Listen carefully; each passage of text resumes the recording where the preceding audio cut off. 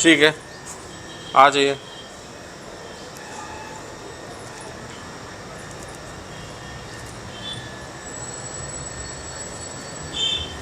ठीक है, चाल तो काफ़ी नॉर्मल है। तो कैसा लग रहा है अभी आपको ये सेशन कंप्लीट हो जाने के बाद? सर अच्छा लगा। अच्छा लग रहा है। क्या क्या सुधार देखे जैसे? सर ये पेन होता रहता था, रात में नींद नहीं आती थी।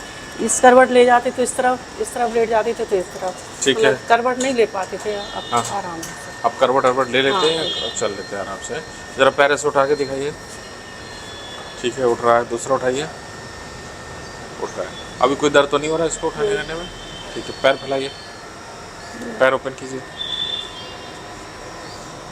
आराम से कर ले थोड़ा रहे हैं? सा हल्का हो रहा है इसमें, इस वाले पैर में इस हल्का सा। हल्का सा पहले से मतलब कम है? हाँ ठीक है।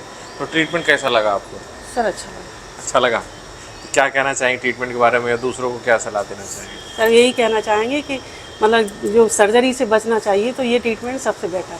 ये ट्रीटमेंट सबसे बेस्ट। तो happy for the treatment, happy. Thank you.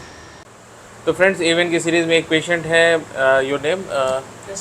रश्मि सक्सेना जी, और गुना मध्य प्रदेश से आप आए थे। तो इनको भी एवियन की समस्या थी। सबसे अच्छी बात यह है कि ये बहुत समय से हमारे वीडियो देख रहे थे और घर पे ही एक्सरसाइज फॉलो करना स्टार्ट कर दिया था। काफ़ी हद तक तो उसी से आराम मिल गया था। तो सबसे पहले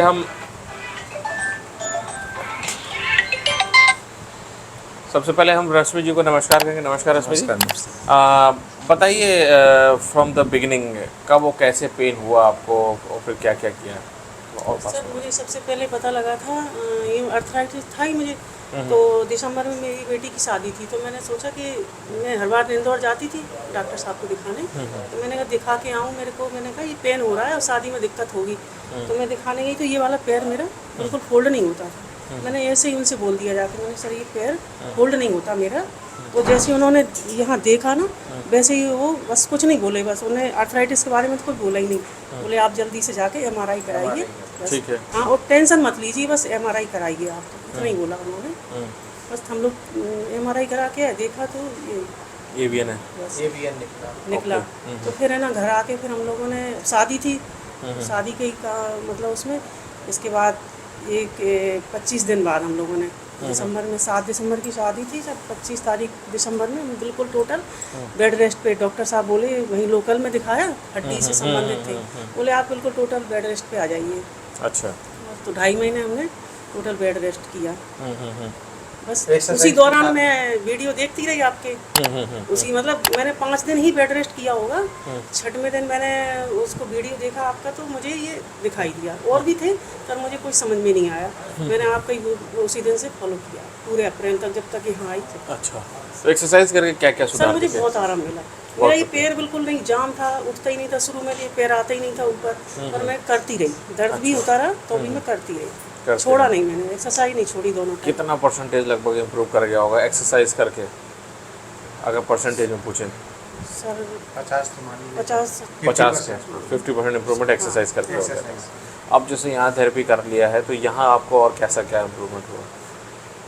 सर आराम तो है, ये थोड़ा सा ये जैसे राइट पैर में थोड़ा सा ज़्यादा दर्द रहता था कि मतलब बैठिए ज़्यादा समय तक तो उठने में दिक्कत है, या बैठ गए लेटने में भी लेटने में राइट भी जैसे राइट ऐसे लेटे हैं तो फिर दर्द होता था, नहीं लेट पाती थी ज़्यादा नहीं देर। देख पाते थे। हाँ, हाँ। पूरी रात मतलब करवट ही इधर से उधर, इधर तो से उधर। अब आराम से सो लेते हैं। हाँ, अब सर, कोई हाँ, दिक्कत नहीं है पूरी। ये बहुत इंपॉर्टेंट है। अगर आदमी की नींद नहीं है ना, हाँ। तो बहुत दिक्कत हो जाएगी। लेकिन सर ये बीमारी होने का कारण केवल इनको अर्थराइटिस अपने में पास लग दीजिए, अपने पास। स्टेरॉइड ही है इनका हाँ मेन। हाँ हाँ हाँ और वो हमको पता नहीं था कि डॉक्टर इनको स्टेरॉइड दे रहा है। हाँ हाँ हाँ हाँ।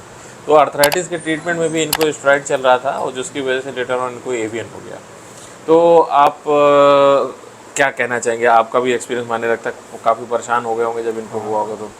नहीं सर, सबसे पहले तो इनको अर्थराइटिस हुआ तो हमें ये समझ में ही नहीं आया था, साधारण डॉक्टरों से ये पता ही नहीं चला था इनको अर्थराइटिस है।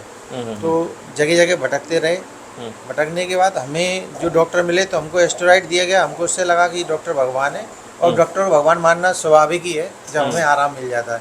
लेकिन इससे इतनी बड़ी समस्या हो जाएगी ये हमने नहीं सोचा था, कि एवियन या हड्डी किसने ऐसी कोई बड़ी समस्या हो सकती है। हाँ हाँ, सही बात है।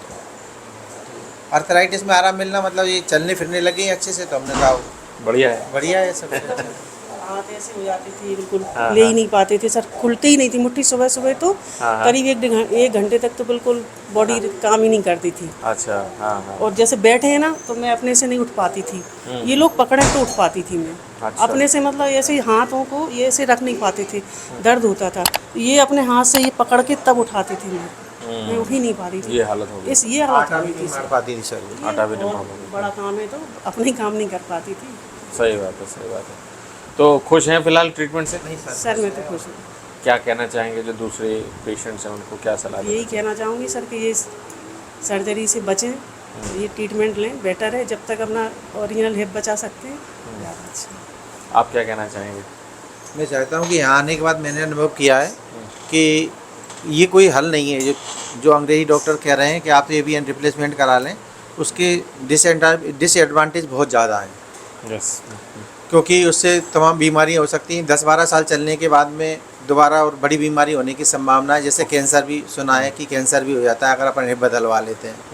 लेकिन ओरिजिनल हिप को 10, 15, 20 साल अगर अपन बचा सकते हैं तो थेरेपी लेने चाहिए और नेचुरल चीज़ से अपनी नेचुरल हड्डियों को बचा के रखना चाहिए। हिप रिप्लेसमेंट के बाद जब 10 साल बाद आप जब दोबारा मिलते हैं तो आप फिर वही स्थिति में खड़े होते हैं कि आपका वही जॉइंट अभी भी ख़राब है, अब आपको दोबारा से उसको फिर से नकली वाला लगाना है और फिर वो करना है। तो कोशिश यही करनी है कि जितना एक्सरसाइज कर सकते हैं करिए। शॉर्टकट नहीं है, शॉर्टकट नहीं होता है इस बीमारी का। हड्डी रोगों का तो शॉर्टकट नहीं होता, मेहनत तो करनी पड़ेगी आपको, तभी जॉइंट्स में सर्कुलेशन बना रहेगा और आप इस बीमारी से तभी निजात पा पाएंगे जब आप रॉ डाइट, वाटर फास्टिंग और जो भी चीज़, जो प्रोटोकॉल जो हम पूरा बताते हैं उसको प्रॉपर्ली। डाइट वगैरह, डाइट चार्ट जो आपने बताया। तो ठीक है फ्रेंड्स, आई होप आपको इनके एग्जाम्पल से काफ़ी कुछ समझ में आ गया होगा। और मैं बताता रहता हूँ अपने चैनल में, बहुत सारी इन्फॉर्मेशन देता रहता हूँ कि भाई केवल hip replacement is not a permanent solution. ये केवल एक सिम्टोमेटिक ट्रीटमेंट है। आपने जिस पार्ट का हो गया रिप्लेस, ख़राब हो गया, उस पार्ट को रिप्लेस कर दिया, बट ये दूसरी जॉइंट्स में भी जाता है। तो आप कहाँ के रिप्लेसमेंट कराते रहोगे, है ना? तो उसका परमानेंट सोल्यूशन, जब तक कॉज नहीं ख़त्म होगा, कॉज को ख़त्म करिए, ब्लड सर्कुलेशन को इम्प्रूव करिए, तभी परमानेंट सोल्यूशन मिलेगा और तभी आपके दूसरे जॉइंट्स में जाने से ये बचेगा। आपने देखा होगा यहाँ पे जॉ वाले, शोल्डर वाले सभी हैं। हाँ, सभी। आपको भी थोड़ा शोल्डर में पेन था, है ना? तो जॉ वाले भी पेशेंट्स हैं यहाँ पे। तो इसका परमानेंट सोल्यूशन के लिए भाई मेहनत करनी पड़ेगी और तभी सफलता मिलेगी। तो ठीक है फ्रेंड्स, हमारे इस चैनल को लाइक कीजिए, शेयर कीजिए और सब्सक्राइब जरूर कर लीजिए हमारे इस चैनल को, सो दैट की लेटेस्ट इन्फॉर्मेशन एंड नोटिफिकेशन मिले। टिल देन, नमस्कार।